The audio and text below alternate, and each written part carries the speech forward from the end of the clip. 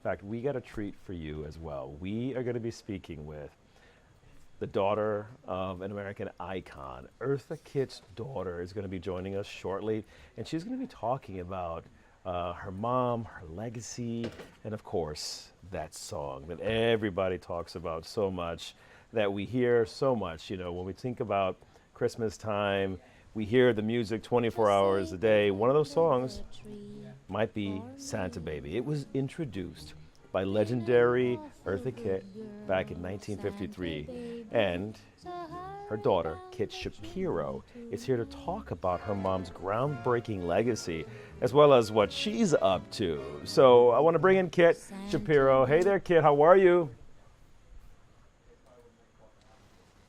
Happy holidays. You know, I want to know, does it ever get old listening to your mom's voice and that iconic song? I mean, it's part of my playlist, and I've heard it over and over again. By the way, I see the resemblance. I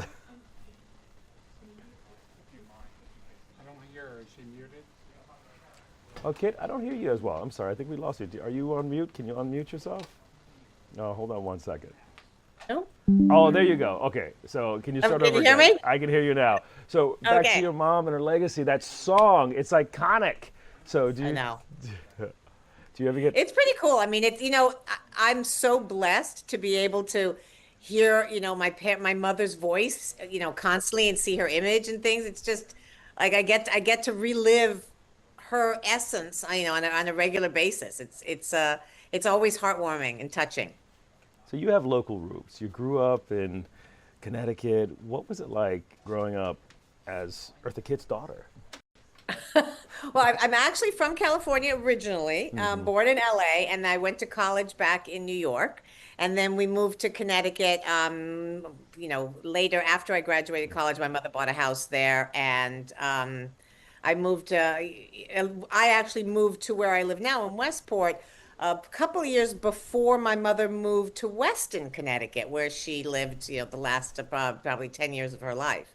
It was pretty cool being on the East Coast and being in New York. My mother was on Broadway, and we were very, very close. So we were physically and emotionally close and connected to each other. She would often say, "I'm Eartha, and this is Kitt," as if I completed her somehow. And I think in many ways I did. We were the only family we had with, to each other.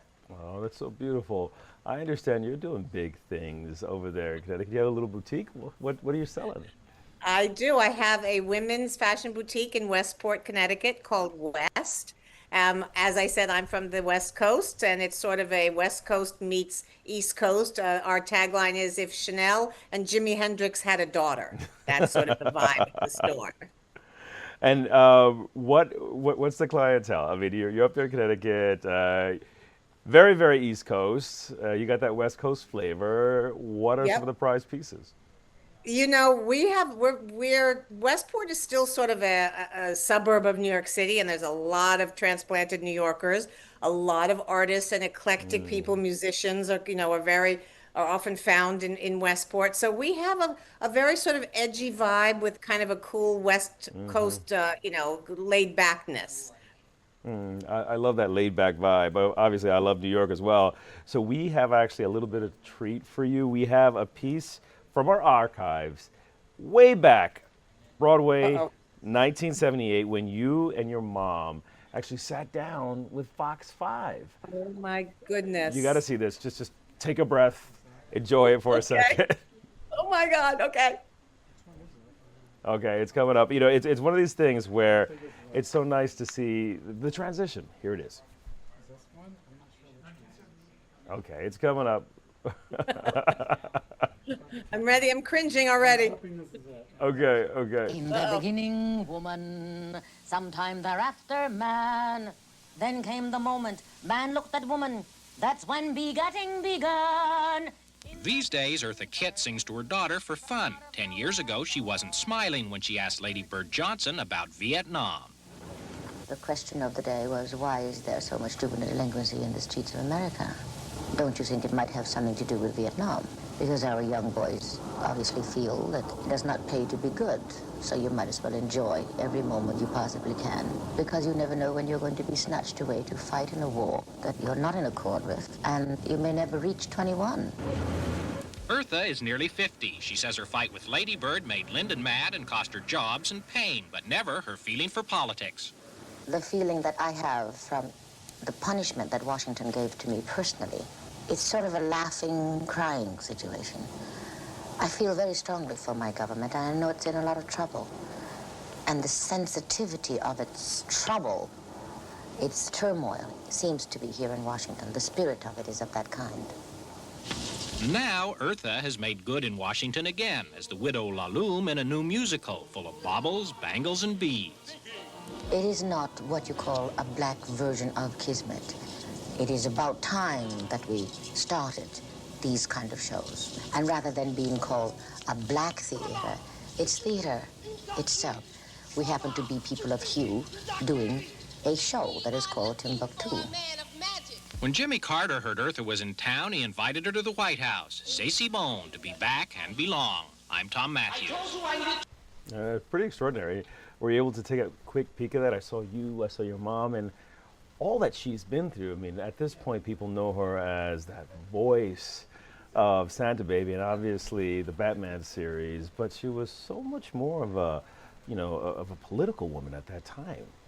Yes. Yeah. I mean, unfortunately, everything old is new again. Yeah, she was an outspoken woman, a very strong woman who listened to her gut and followed her heart and spoke her truth. And as a child, that wasn't always easy to be the daughter of, but I respected her and respect her still for her ability to, even if through fear, she said what she felt she needed to say in the moment. And she was so, like you said, she was so much more than just, a singer or an actor. And she did the voice of Yzma in The Emperor's New Groove, and then later for Disney in The Emperor's New School. But she was such a strong, empowered woman, and she spoke up for people she felt didn't have a voice. And I think that took a lot of guts, and I've often admired her, and I'm blessed and grateful to have been able to have known her as well as I did, and to have been, I mean, they're her only child, and we were pretty much inseparable, and I was truly blessed. And this time of year where her voice is playing in so many people's ears right now, that beautiful, let's listen to it for one moment. Tree for me. Been an awful good girl, Santa Baby, so hurry down the chimney tonight.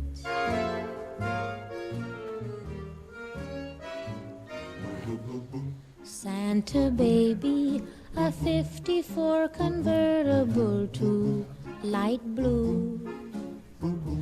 I'll wait up for you, dear Santa Baby, so hurry down the chimney tonight. I mean, just listening to it, what we have on our screen, we have this little cartoon where she's winking and she's there.